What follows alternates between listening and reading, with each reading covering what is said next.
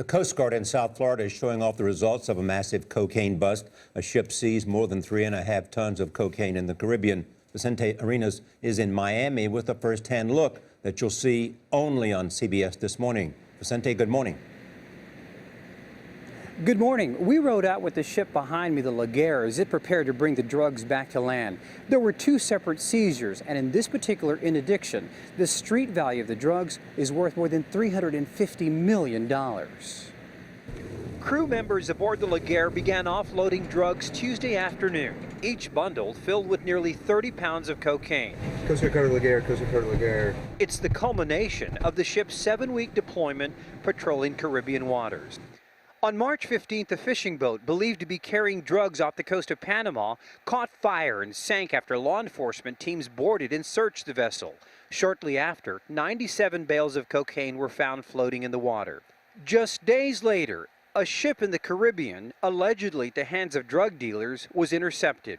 A U.S. Coast Guard helicopter shot out the boat's engine, prompting the smugglers to try and dump the cocaine off the side of the ship. But members of the Coast Guard retrieved the drugs and sent the men to Colombia for prosecution. In this case, we were successful in finding 2 drug smuggling vessels using our capabilities, in particular our air use of force, to stop the drug runners and to recover that cocaine. We boarded the Laguerre early Tuesday morning off the coast of Miami and sailed alongside the same crew that retrieved the cocaine as they prepared to unload it. This is a substantial amount of cocaine. This is $110 million worth of cocaine that's not going to reach the shores of the United States. 80% of the cocaine that comes into the U.S. travels over water, like this load.